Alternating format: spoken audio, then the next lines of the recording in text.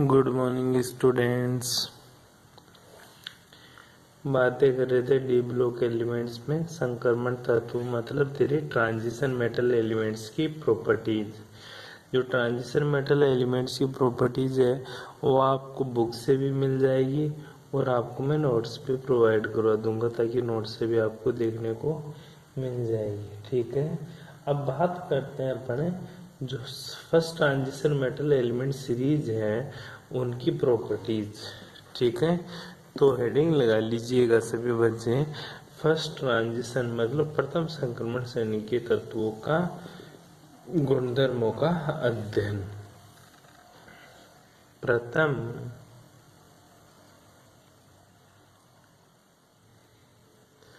संक्रमण श्रेणी के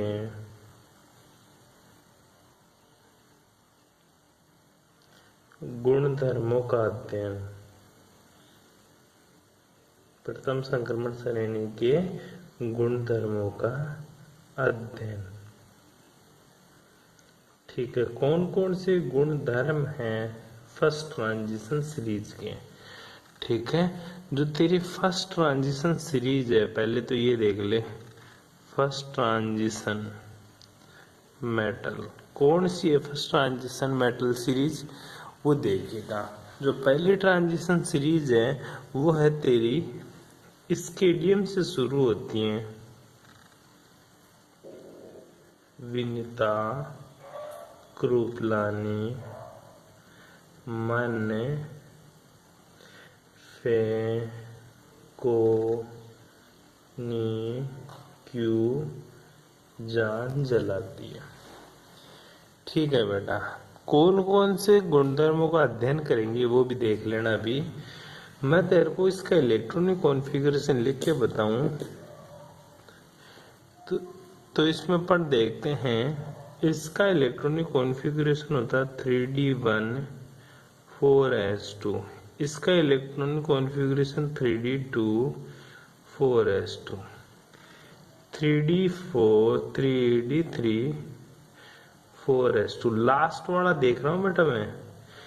इसका इलेक्ट्रॉनिक कॉन्फ़िगरेशन थोड़ा विचित्र मिलता हुआ होता है 3D5 4s1, मतलब अर्धपूरित और पूर्ण पूरित वाला केस लग जाता है। फिर से अपन बातें करेंगे आगे। 3D5 4s2, ये 3D6 4s2, 3D7 4s2, 3D8 4s2 और इसका देखेंगे तो अपन क्या आ जाएगा 3D10 4s1। ठीक है, और इसका वापस से 3D10 4s2 इसका इलेक्ट्रॉनिक कॉन्फ़िगरेशन देखने को मिलता है। ठीक है बेटा जी, अब ये तो इसका इलेक्ट्रॉनिक कॉन्फ़िगरेशन ऐसा हुआ क्योंकि ये जो कोष्टक है, ये जो मेरा क्रोमियम है और जो मेरा कॉपर है, ये दोनों ही क्या है अर्धपूरित है। ठीक है, दोनों में अर्धपूरित और इधर वाला क्या है पूर्ण पूरित। इसकी वजह से ये ज्यादा स्थायी होता है, इसका इलेक्ट्रॉन कॉन्फ़िगरेशन ये बदल जाता है। आगे देखते हैं अपन। अब एक चीज गुणधर्म देखते हैं इनके। गुणधर्म मतलब इनकी प्रॉपर्टीज। जो पहली प्रॉपर्टीज में चेक करूंगा वो जो पहली प्रॉपर्टीज है वो इसका आकार, मतलब परमाणुवीय आकार की बात करूंगा इस सीरीज के लिए कि गुरुजी इधर से इधर जाने पे हो क्या रहा है। ठीक है, तो वही तेरी सीरीज क्या है, वही तेरी scandium, titanium, vanadium, chromium, manganese, ferrous, cobalt, nickel, copper और तेरा जिंक। ठीक है, साइज पर क्या प्रभाव पड़ता है वो देखते हैं अपन। गुरुजी इस सीरीज में क्रोमियम से जिंक की तरफ जाने पर साइज में क्या क्या वेरिएशन मिलते हैं वो देखते हैं। पहली चीज जो परमाणु आकार होता है जो एटॉमिक साइज होती है ये किसके ऊपर डिपेंड करती है? गुरुजी परमाणु आकार मतलब एटॉमिक साइज है ना, ये डिपेंड करती है एक तो प्रभावी नाभिकीय आवेश, प्रभावी नाभिकीय आवेश मतलब इफेक्टिव न्यूक्लियर चार्ज, और दूसरा डिपेंड करती है गुरुजी ये परिरक्षण प्रभाव। ठीक है, किसके ऊपर है? परिरक्षण प्रभाव। जो एटॉमिक साइज है, परमाणु आकार है, ये डिपेंड करता है प्रभावी नाभिकीय आवेश और परिरक्षण प्रभाव, इफेक्टिव न्यूक्लियर चार्ज और तेरा शिल्डिंग इफेक्ट। इसको इंग्लिश में बोलेंगे जेड इफेक्ट है। और ये क्या होता है? तेरा शिल्डिंग इफेक्ट। ठीक है, क्या है तेरा? Shielding effect. इन दोनों के ऊपर क्या डिपेंड करती है? मेरी एटॉमिक साइज डिपेंड करती है। ठीक है, परमाणु में आकार डिपेंड करता है, साइज ऑफ एटम्स के डिपेंड करती है। अब ये चेक करेंगे कि किसका एटॉमिक मतलब परिरक्षण प्रभाव ज्यादा है और किसका जेड इफेक्ट ज्यादा है। ठीक है, तुझे ये भी पता है कि जो जेड इफेक्ट होता है, जो साइज होती है, ठीक है, ये क्या होते हैं? डायरेक्टली प्रोपोर्शनल टू होती है किसके बेटा? ये गुरुजी डायरेक्टली प्रोपोर्शनल टू होती है शिल्डिंग इफेक्ट। किसके बेटा? Directly proportional to shielding effect. ठीक है, और इनवर्सली प्रोपोर्शनल टू होती है किसके? Z effect. ठीक है, directly proportional to shielding effect और इनवर्सली प्रोपोर्शनल टू होती है जेड इफेक्ट के। ये आपको ध्यान रखना है, सिंपल सा है, ये आपको जरूर देखना है। आगे देखिएगा, अब ये चेक करते हैं सर जेड इफेक्ट किसका ज्यादा है और शिल्डिंग इफेक्ट किसका ज्यादा है। ठीक है, वो देख। सबसे पहले अपन देखते हैं तो पता चलता है कि स्केडियम से लेकर एमएन तक जाता हूं ना, तो दो परमाणु आकार है ना। ठीक है, क्या? परमाणु आकार। ठीक है, क्या बेटा? परमाणु आकार, आकार के मान में क्या आती है? कमी आती है। क्या आती है? कमी आती है। मतलब स्केडियम से एमएन तक जाने पर, स्केडियम से एमएन तक जाने पर, यहां से बेटा जी, यहां से यहां तक जाएंगे। ठीक है, तो क्या होगा? आकार घटता है। क्या होता है बेटा? आकार घटता है। ठीक है, क्यों घटता है? क्योंकि जो स्केडियम से एमएन तक जाते हैं तो परमाणु आकार घटता है। इसका रीजन ये है कि परमाणु आकार इसलिए घटता है क्योंकि गुरुजी जो जेड इफेक्ट है ना, ठीक है, इसका मान ज्यादा हो जाता है। किससे? परिरक्षण प्रभाव से। किससे? परिरक्षण प्रभाव से। ठीक है, effective nuclear charge is greater than, effective nuclear charge is greater than shielding effect. मतलब प्रभावी नाभिकीय आवेश ज्यादा होता है परिरक्षण प्रभाव से, इसलिए स्केडियम से एमएन तक जाते हैं तो जेड इफेक्ट वो परमाणु आकार के मान में कमी आती है। अब चलते हैं आगे। अब मैं बात करता हूँ गुरुजी जो मेरा एमएन है, ठीक है, एमएन से लेकर, ठीक है, एमएन से लेकर और कहाँ तक बेटा? एमएन से लेकर एनआई तक, मतलब निकल तक जाने पर जो परमाणु आकार है ना, जो तेरा परमाणु आकार, ये क्या रहता है? परमाणु आकार क्या रहता है? एक समान रहता है। मतलब ना तो बढ़ता है ना घटता है। मतलब क्या रहता है गुरुजी? स्थिर रहता है। परमाणु आकार क्या रहता है? स्थिर रहता है। इसका जो रीजन है, ठीक है, इस चीज का जो कारण है, वो कारण क्या है? इस चीज का गुरुजी मोटा सा कारण ये है कि यहाँ से यहाँ जाएगा तो होता क्या है, जो जेड इफेक्ट है, ठीक है, प्रभावी नाभिकीय आवेश और जो परिरक्षण प्रभाव है, जेड इफेक्ट और परिरक्षण प्रभाव, इन दोनों का मान लगभग क्या रहता है? समान रहता है। जेड इफेक्ट और परिरक्षण प्रभाव मतलब प्रभावी नाभिकीय आवेश और परिरक्षण प्रभाव दोनों का मान लगभग क्या रहता है, समान रहता है। इसलिए Mn से लेकर निकल, मैग्नीज से लेकर निकल तक परमाणु आकार क्या बना रहता है, एक समान बना रहता है। मतलब अब Mn से लेकर निकल तक की बात कर रहा है, तो क्या होता है, आकार समान, जो साइज होता है वो क्या रहती है, बिल्कुल कांस्टेंट रहता है। ठीक है, उसके बाद में चलते हैं, रीजन जरूर याद करना भाई, पर जेड इफेक्ट इक्वल्स टू बराबर होता है किसके, परिरक्षण प्रभाव के। अब आगे चलते हैं बेटा, जो गुरुजी निकिल होता है, निकिल के बाद में अगर जेडन तक जाऊं तो इधर से इधर जाऊंगा तो परमाणु आकार,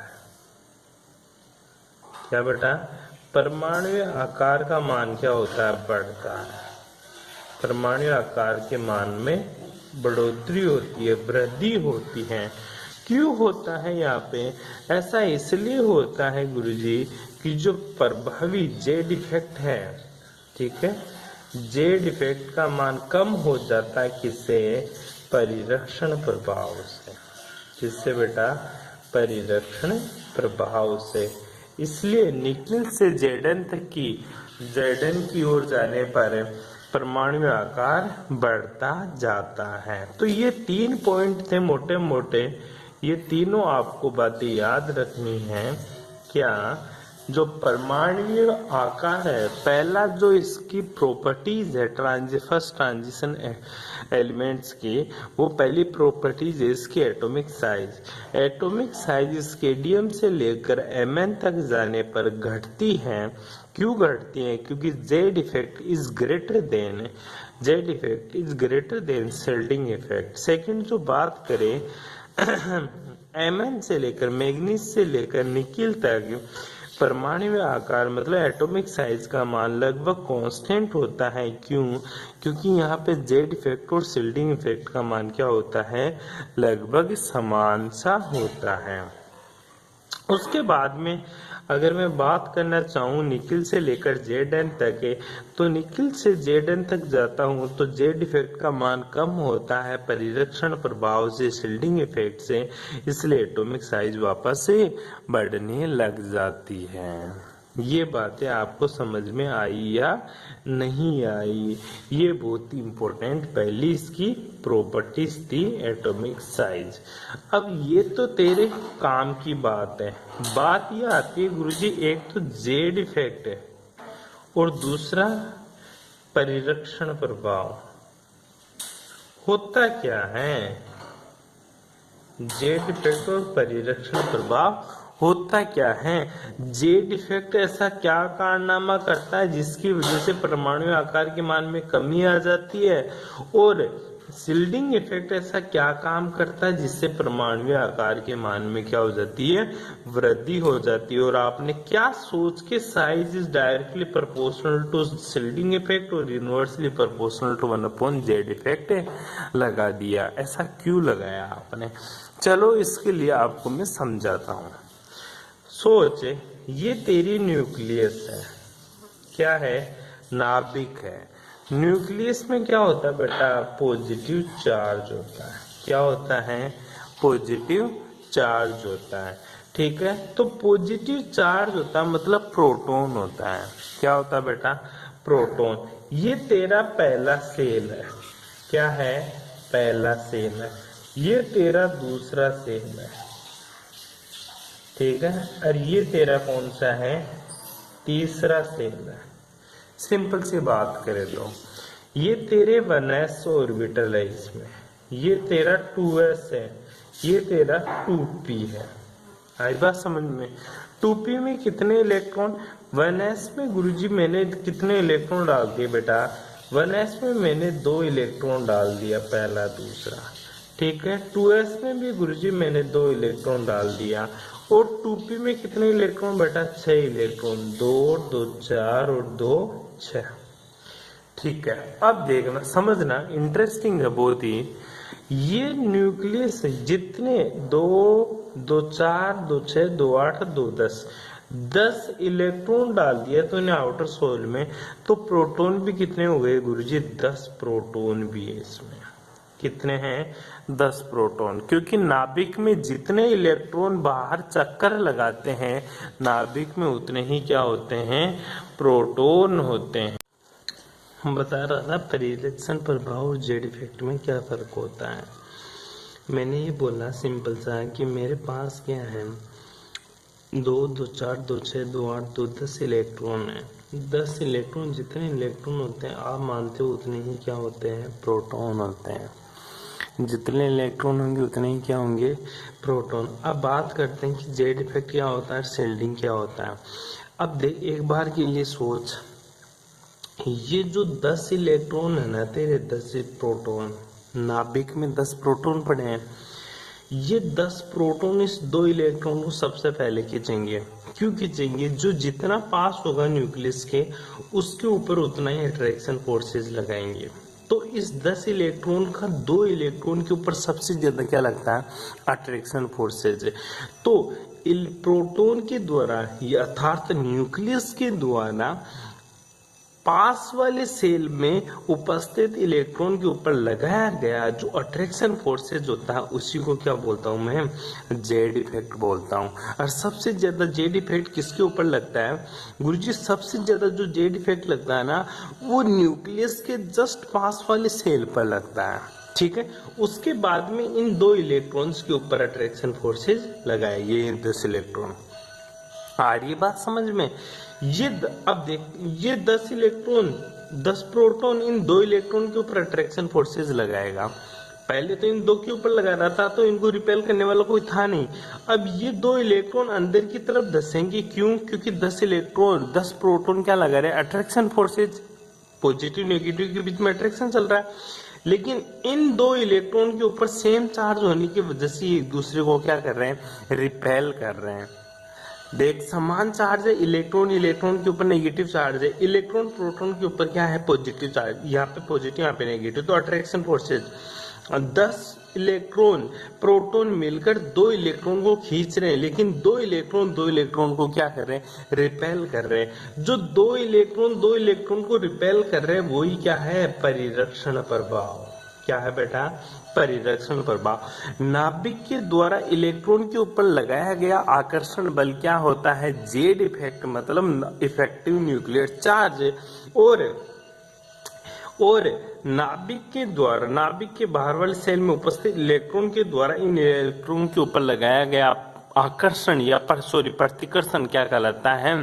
परिरक्षण प्रभाव। दोबारा समझ एक बार के लिए, मैं तेरे को एक बार दोबारा बताता हूँ, ठीक है? कैसे समझेगा इस चीज को। तेरे पास मैंने बताया एक न्यूक्लियस है, न्यूक्लियस में कितने प्रोटॉन? 10 प्रोटॉन। ठीक है, ये पहला सबसेल है। ठीक है, ये तेरा दूसरा सबसेल है और ये तेरा तीसरा सबसेल है। 3 सबसेल है। ठीक है, इसमें जो प्रोटॉन है वो 10 प्रोटॉन है। तो पहले सबसेल में 2 इलेक्ट्रॉन, दूसरे में भी 2 इलेक्ट्रॉन और तीसरे में कितने इलेक्ट्रॉन गुरुजी? तीसरे में 6 इलेक्ट्रॉन है, क्योंकि 2p है। ये तेरा 1s है, ये 2s है, ये क्या है? 2p है। ध्यान दीजिएगा एक बार के लिए, ये 10 प्रोटॉन सबसे पहले, प्रोटॉन के ऊपर कौन सा चार्ज होता है? Positive charge. और इलेक्ट्रॉन के ऊपर क्या होता है? Negative charge. इस इलेक्ट्रॉन के ऊपर भी क्या है? नेगेटिव। और इन इलेक्ट्रॉन के ऊपर भी कौन सा चार्ज है? Negative charge. ध्यान दीजिएगा एक बार के लिए, नाभिक के द्वारा, न्यूक्लियस के द्वारा इलेक्ट्रॉन्स के ऊपर लगाया गया आकर्षण बल क्या कहलाता मेरा? Nuclear charge. न्यूक्लियस का या न्यूक्लियर चार्ज। ठीक है, नाभिकीय आवेश, नाभिकीय प्रभावी नाभिकीय आवेश क्या होता है वो समझा रहा हूं मैं तेरे को। अब इन 2 इलेक्ट्रॉन्स के ऊपर ये 2 इलेक्ट्रॉन तो क्या कर लगाएंगे? प्रतिकर्षण बल। लेकिन इन्हीं इलेक्ट्रॉन्स के ऊपर ये 10 प्रोटॉन क्या लगाएंगे? आकर्षण बल। इसी तरह इन 6 इलेक्ट्रॉन के ऊपर नाभिक तो क्या लगाएगी? आकर्षण बल। लेकिन ये इलेक्ट्रॉन क्या लगाएंगे? इनके ऊपर है प्रतिकर्षण बल। ये क्या लगाएंगे? प्रतिकर्षण बल। मतलब कौन सा फोर्सेज है? ये अट्रैक्शन फोर्सेज और ये रिपल्सन फोर्सेज, प्रतिकर्षण बल। ठीक है, और नाभिक क्या लगा रही है इनके ऊपर? आकर्षण बल। ठीक है, कौन सा बल? आकर्षण बल। ठीक है। जो आकर्षण बल लगता है उसको बोलते हैं नाभिकीय आवेश, केवल नाभिकीय आवेश। और जो परिरक्षण प्रतिकर्षण बल होता है ना, उसको क्या बोलते हैं अपन, शेल्डिंग इफेक्ट। मतलब कहना क्या चाहता है कि देख, ये न्यूक्लियस के 10 प्रोटॉन, इस 10 प्रोटॉन को 2 4 इलेक्ट्रॉन पहले आवेशित कर चुके।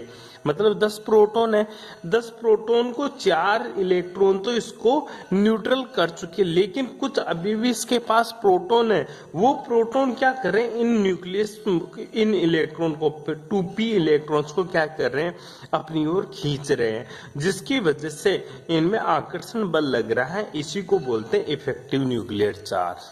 जेड इफेक्टिव क्या होता है, जो जेड इफेक्टिव होता है वो जेड माइनस सिग्मा होता है। क्या होता है, जेड माइनस सिग्मा। जेड क्या होता है, नाभिकीय आवेश, ठीक है, कौन सा, नाभिकीय आवेश, ठीक है। और सिग्मा क्या होता है, सिग्मा होता है तेरा शिल्डिंग इफेक्ट। क्या होता है तेरा, शिल्डिंग इफेक्ट। ध्यान देना, सिग्मा क्या होता है, शिल्डिंग इफेक्ट। जेड इफेक्ट क्या होता है, प्रभावी नाभिकीय आवेश। मतलब इन 4 इलेक्ट्रॉन के द्वारा प्रोटॉन को न्यूट्रलाइज करने के बाद में कितने प्रोटॉन इलेक्ट्रॉन को अट्रैक्ट कर रहे हैं, उसी को बोलते हैं अपन जेड इफेक्ट। क्या बोलते हैं, जेड इफेक्ट, प्रभावी नाभिकीय आवेश। अगर जेड इफेक्ट ज्यादा है, जेड इफेक्ट ज्यादा है तो इलेक्ट्रॉन अंदर की तरफ धसेंगे, खींचेंगे, तो ये बाउंड्री अंदर की तरफ धस जाएगी, जिससे परमाणु का साइज क्या हो जाएगा, छोटा। ठीक है।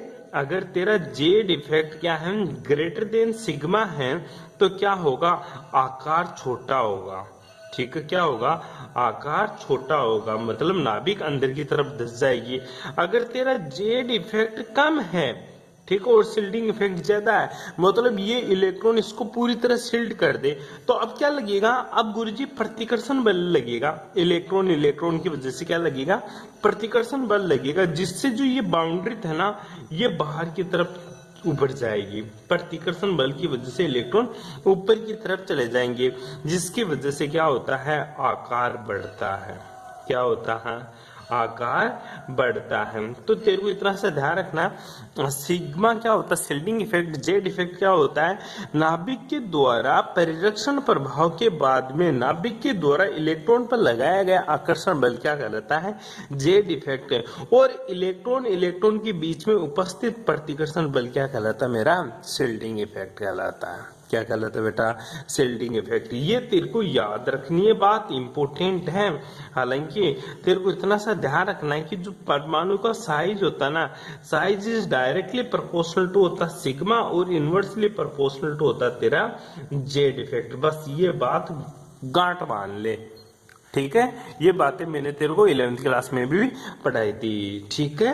तो ध्यान दीजिएगा, जो संक्रमण तत्व है उसमें स्केडियम से लेकर Mn तक जाने पर, सबसे पहले कहां से कहां तक बेटा, स्केडियम से लेकर कहां तक है, Mn मैग्नीज तक जाने पर जेड इफेक्ट बढ़ता है, इसलिए साइज घटती है। लेकिन Mn से Ni तक जाएंगे, ठीक है, Mn से क्या, Mn से Ni तक जाएंगे तो इफेक्टिव न्यूक्लियर चार्ज और सिग्मा बराबर हो जाता है, इसलिए इसका साइज स्थिर हो जाता है। लेकिन ध्यान दीजिएगा, निकिल से Zn, निकिल से जिंक तक जाने पर आकार पुनः बढ़ने लग जाता है। क्यों, क्योंकि Z effect is less than sigma होता है। कोई दिक्कत नहीं आता, सिंपल सी बातें मैंने आप लोगों को बताई, ये बातें आपको याद रखनी है। तो उसके बाद में जो उसका दूसरी प्रॉपर्टीज आती हैं, वो है तेरी धात्विक प्रकृति। कौन सी प्रकृति, धात्विक प्रकृति। ध्यान दीजिएगा, धात्विक प्रकृति क्या होती है, ठीक है। जो डी ब्लॉक एलिमेंट्स होते हैं ना, सारे के सारे कौन से नेचर के होते हैं, धात्विक, मतलब जो तेरे मेटेलिक इन नेचर के होते हैं। क्यों, क्योंकि इनमें हो, देख, धातु, ठीक है, धातु है, धात्विक प्रकृति है। क्यों, डी ब्लॉक एलिमेंट सारे के सारे तेरी मेटल्स होती है। और धातु के पास क्या होते हैं, धातु के पास क्या होते हैं गुरुजी, अनपेड इलेक्ट्रॉन होते हैं, ठीक है। क्या होता है बेटा, अनपेड इलेक्ट्रॉन। और धातुओं में उपस्थित अनपेड इलेक्ट्रॉन दूसरी धातु में उपस्थित अनपेड इलेक्ट्रॉन के साथ क्या बनाते हैं, प्रबल बंध का फॉर्मेशन करते हैं, प्रबल बंध बनाते हैं, प्रबल धात्विक बंध बनाते हैं। तो क्या लिखेगा, सभी डी ब्लॉक तत्व धात्विक प्रकृति दर्शाते हैं, अयुग्मित इलेक्ट्रॉन की उपस्थिति के कारण ये प्रबल धात्विक बंध बनाते हैं। तो ध्यान दीजिएगा, जो प्रथम संक्रमण श्रेणी है, first transition metal element, first transition metal में सबसे ज्यादा अनपेड इलेक्ट्रॉन किसके पास है? सबसे ज्यादा अनपेड इलेक्ट्रॉन क्रोमियम के पास होते हैं बेटा जी। कैसे? क्योंकि क्रोमियम का इलेक्ट्रॉनिक विन्यास होता है 3d5 पे 4s1, और डी के अंदर कितने अनपेड इलेक्ट्रॉन? गुरुजी डी के अंदर तो 5 अनपेड इलेक्ट्रॉन है, 1 2 3 4 5, और एस में कितना? 1 अनपेड इलेक्ट्रॉन। तो सबसे ज्यादा अनपेड इलेक्ट्रॉन किसके पास? क्रोमियम के पास। इसलिए ध्यान दे, जो क्रोमियम होती है तेरी, वो सबसे प्रबल धात्विक बंध बनाती है। अगर 3D सीरीज की बात करें तो प्रथम संक्रमण श्रेणी में सबसे ज्यादा प्रबल जो बॉन्ड का फॉर्मेशन, मेटेलिक बॉन्ड का फॉर्मेशन करेगा, वो क्रोमियम करेगा। रीजन ये लिखना है, रीजन ये लिखना है, क्रोमियम के पास सबसे ज्यादा क्या है? अनपेड इलेक्ट्रॉन है, इसलिए क्रोमियम सबसे ज्यादा प्रबल धात्विक बंध का निर्माण करती है। ठीक है, इसी तरह अगर मैं तीसरी प्रॉपर्टीज की बात करूं, इसके जो थर्ड प्रॉपर्टीज आती हैं, वो थर्ड प्रॉपर्टीज आती है इसकी गलनांक व क्वथनांक। क्या? गलनांक तथा क्वथनांक, मेल्टिंग पॉइंट तथा बॉइलिंग पॉइंट। ठीक है, अब देखिएगा गलनांक और क्वथनांक क्या होता है, ये देखना एक बार के लिए। गलनांक, संक्रमण तत्व के जो गलनांक और क्वथनांक का मान होता है ना, वो भी बहुत ज्यादा होता है। क्यों होता है? क्योंकि ये प्रबल धात्विक बंध बनाते हैं। और बता, संक्रमण तत्वों में सबसे ज्यादा प्रबल बंध कौन सर? सबसे ज्यादा गलनांक किसका होगा? याद कर, सबसे ज्यादा गलनांक उसी का होगा जिसमें अनपेड इलेक्ट्रॉन सबसे ज्यादा हो। गुरुजी क्रोमियम में, अरे बेटा मैंने तेरे को बताइए फर्स्ट ट्रांजिशन सीरीज में, केवल फर्स्ट ट्रांजिशन सीरीज की बात करें तो क्रोमियम में सबसे ज्यादा अनपेड इलेक्ट्रॉन और सबसे ज्यादा प्रबल मेटेलिक, ये सबसे ज्यादा प्रबल धात्विक बंध क्रोमियम ही बनाता है। लेकिन ध्यान दे, अगर पूरे संक्रमण तत्वों में बात करें तो सबसे ज्यादा जो गलनांक और क्वथनांक होता है ना, वो टंगस्टन का होता है। क्यों होता है टंगस्टन का? क्योंकि ऊपर से नीचे जाने पर साइज बढ़ती है, ऊपर से नीचे जाने पर साइज बढ़ती है, जिसकी वजह से टंगस्टन में क्या होता है? मेटेलिक बॉन्ड और भी ज्यादा स्ट्रॉन्ग बनते हैं। तो ध्यान देने की बात है, संक्रमण तत्वों में सर्वाधिक गलनांक किसका होता है? टंगस्टन का होता है। किसका होता है? टंगस्टन का होता है। ये बात आपको याद रखनी। उसके बाद में अपन चलते हैं घनत्व के पास। किसके पास बेटा? घनत्व। ठीक है, घनत्व, घनत्व मतलब डेंसिटी। घनत्व को क्या बोलते हैं? डेंसिटी। और डी से इसको शो करते हैं। डी ब्लॉक तत्व के सॉरी डी ब्लॉक तत्वों के घनत्व का मान क्या होता है? एस और पी ब्लॉक एलिमेंट से क्या होता है? उच्च होता है। क्यों होता है यह आप लोगों को बताना है। डी ब्लॉक एलिमेंट्स का जो घनत्व होता है वो एस और पी ब्लॉक एलिमेंट्स की तुलना में ज्यादा होता है। इसका मोटा सा रीजन यही होता है क्योंकि गुरुजी इनके बीच में क्या होता है? अनपेड इलेक्ट्रॉन उपस्थित होते हैं, जिससे इनमें प्रबल मेटेलिक मतलब स्ट्रॉन्ग मेटेलिक बॉन्ड का फॉर्मेशन होता है, जिसकी वजह से ये क्या होते हैं गुरुजी? इनका घनत्व, इनकी डेंसिटी ज्यादा होती है। डेंसिटी किसके ऊपर डिपेंड करती है? D equals to m upon v, n upon v. मतलब इन जो डी ब्लॉक एलिमेंट्स होता है ना, इनका जो मास होता है ना वो बहुत ज्यादा होता है और इनका जो वॉल्यूम होता है वो क्या होता है? कम होता है। इसकी वजह से डी ब्लॉक तत्वों का घनत्व ज्यादा होता है। Density of d block elements is more compare to s and p block elements. और सबसे ज्यादा जो मेल्टिंग पॉइंट होता है वो किसका होता है? इरिडियम का होता है। सबसे ज्यादा जो घनत्व होता है, घनत्व है मतलब डेंसिटी होती है, मेल्टिंग पॉइंट नहीं भाई, सबसे ज्यादा जो डेंसिटी होती है, घनत्व होती है, वो इरिडियम का होता है, उसके बाद में ओस्मियम का होता है। ठीक है, ये आपको ध्यान रखना है। जो पांचवी बात करेंगे वो बात करेंगे बेटा किसकी? अपन बात करेंगे आयनन विभव की। किसकी बात करेंगे? आयनन विभव मतलब आईपी की। ठीक है, आयनन विभव मतलब आईपी। ध्यान दे, तेरे को मैं एक सिंपल सी बात बताऊं, IP is directly proportional to Z effect, inversely proportional to 1 upon size. बस ये बात याद रख ले, उसके अकॉर्डिंग टू आईपी का ऑर्डर अरेंज कर देगा। जो संक्रमण तत्व के आयनन विभव का मान क्या होता है, असामान्य रूप से परिवर्तित होता रहता है। क्यों? क्योंकि D5 और D10 विन्यास के अत्यधिक स्थायित्व के कारण संबंधित आयन के आयनन विभव का मान उच्च हो जाता है। समझे? जो आईपी होता है ना, ये तो मोटा मोटा है ही, ठीक है, और जो आईपी होता है ना, वो ज्यादा किसका होता है, अर्धपूरित और पूर्ण पूरित, अर्धपूरित और पूर्ण पूरित।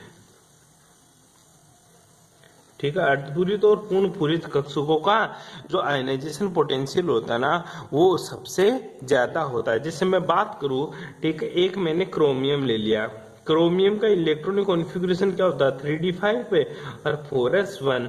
और एक मैं क्या ले लेता हूँ, क्रोमियम एक ले लेता हूँ Mn, ठीक है, इसका इलेक्ट्रॉनिक कॉन्फ़िगरेशन 3d5 पे 4s2, ठीक है। और क्रोमियम से पहले क्या होता है,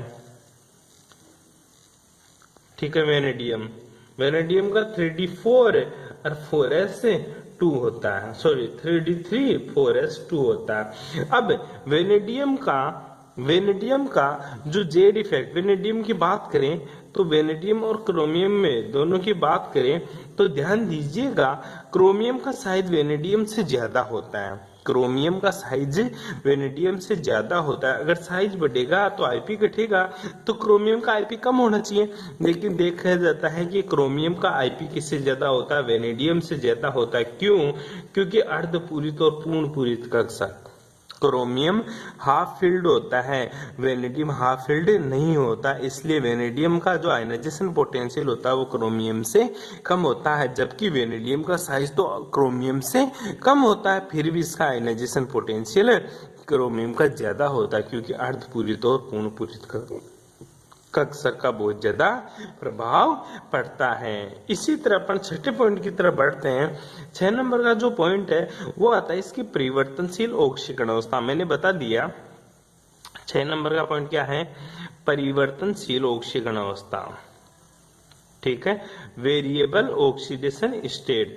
ठीक है, वेरिएबल ऑक्सीडेशन स्टेट की बात करें तो सिंपल सी बात बताता हूं आपको, परिवर्तनशील ऑक्सीकरण अवस्था का मतलब होता है संक्रमण तत्व परिवर्तनशील ऑक्सीकरण अवस्था प्रदर्शित करते हैं। इसके मुख्यतः दो कारण है। पहला कारण तो मैंने क्या बताया था परिवर्तनशील ऑक्सीकरण अवस्था का, गुरुजी ये कारण था कि जो n-1 कोष्टक D तथा ns ऑर्बिटल मीन्स 3d और 4d, 3d और 4s, इनका जो ऊर्जा अंतराल होता है ना, वो क्या होता है, बहुत ही कम होता है। मतलब इनके बीच में जो ऊर्जा का अंतर होता है वो बहुत ही कम होता है, अर्थात इनमें क्या होता है, समान ऊर्जा अंतराल पाया जाता है।